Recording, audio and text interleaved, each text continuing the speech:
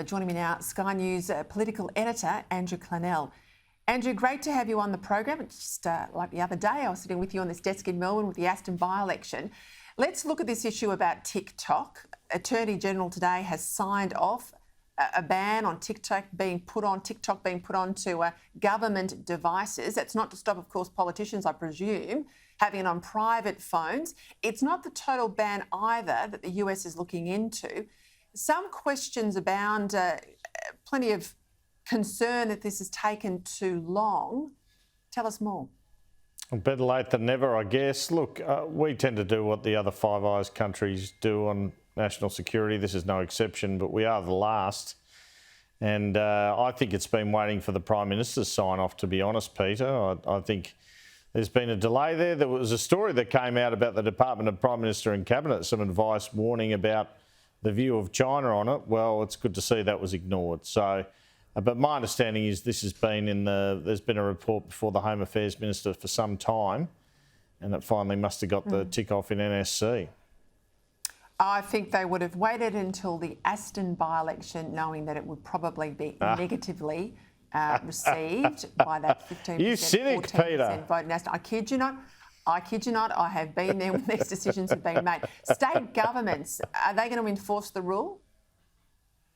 Well, I think they will. I mean, I would hope there's some disciplinary action if the public servants do happen to have it on their phones. But I don't think you're going to check everyone's phone either. But you never know. I mean, perhaps they have a system of watching over everyone's phone. They can actually check. Some workplaces have that. What about this speculation today the Prime Minister might go to to China? We know we've got the WA Premier, we've had the Victorian Premier, we've got the Queensland Premier later on this year. What are you hearing? Yeah, it's extraordinary this, isn't it? One after the other. Yeah, look, I think he'll be going. I've thought he'll be going for months. That's contingent on the relationship not suffering an upset from now until October or November when it's mooted. Or September, in fact, it was today, South China Morning Post. And that's a big if. But I've had a view that since the G20 meeting between President Xi and Prime Minister Albanese last November, that this was on the cards. And so the 50th anniversary of Gough Whitlam's reopening relations there, visiting there, I think it'll probably occur. And Don Farrell, Trade Minister, interviewed him a couple of weeks ago after the AUKUS agreement. He thought it would still go ahead. So they'll be taking burner phones to that one, that's for sure. For timing, September, October, we're hearing the voice. We're told it's the window of October to December. The government hasn't confirmed the date. But I'm hearing pretty credible people saying it's about sort of mid-October. Do you know any more? No, I confess I don't, but that makes sense. So it could be a very busy October for us, couldn't it? You could have the Voice referendum and you could have the China visit at the end of the month. That's what's been speculated on. Wouldn't surprise me at all. This review into Medicare today, $3 billion in waste is the calculation of how much it's hemorrhaging. The review was led by the economist Pradeep Philip. I might add, he was the Director of Policy for Kevin Rudd when he was the PM. That tells me if they've got Pradeep Philip to do the review, they want a review that gives them grounds to reform, and clearly this is what it is. He says it's no longer fit for purpose. And it has left the gate wide open to fraud. What's been the reaction to the report today? Well, I think one of the things the government wanted to get out and certain news outlets didn't do that was this is 1.5 to 3 billion, not 8 billion, as one academic told the Sydney Morning Herald and they ran with. I'll make that point. But even in Pradeep Phillips' report, he says if you let it go, it could easily blow out to 8 billion.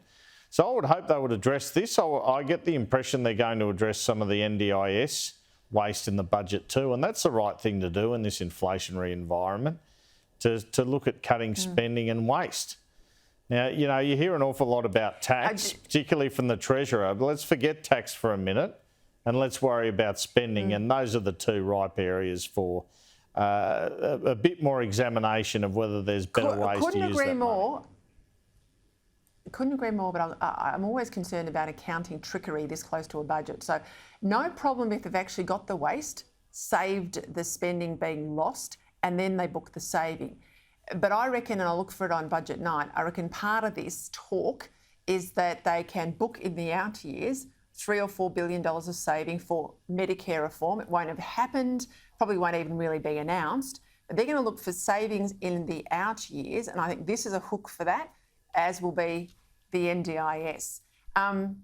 Go to New South Wales. Let's go there now. Chris Minns' new cabinet, 50% women. They were crowing about that today. There could be an independent speaker. What can you tell us? Give us your take on the cabinet, but the speaker as well. And not many have got much ministerial experience, have they, Andrew? No, just Michael Daly, the Attorney General. And they had the option of putting Steve Won, who's been a minister before, in there and didn't take it, Chris Minns. But look, they're pretty experienced parliamentarians. This happens when you've not been in office 12 years, and several of them have been chiefs of staff to ministers in the previous government, so they have that experience at least. Looks like independent Greg Piper's going to be the Speaker.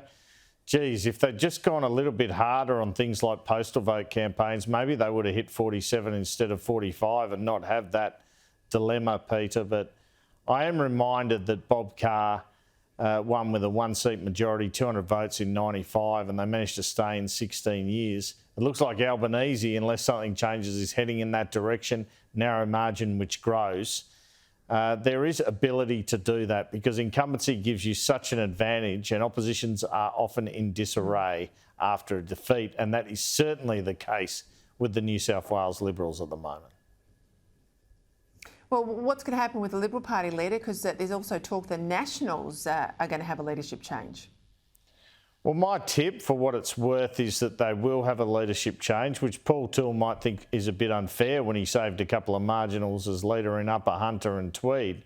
But they'll be going to the former radio journalist Dougal and sportscaster Dougal Saunders, who's the member for Dubbo, is my tip for tomorrow. There's a party room meeting.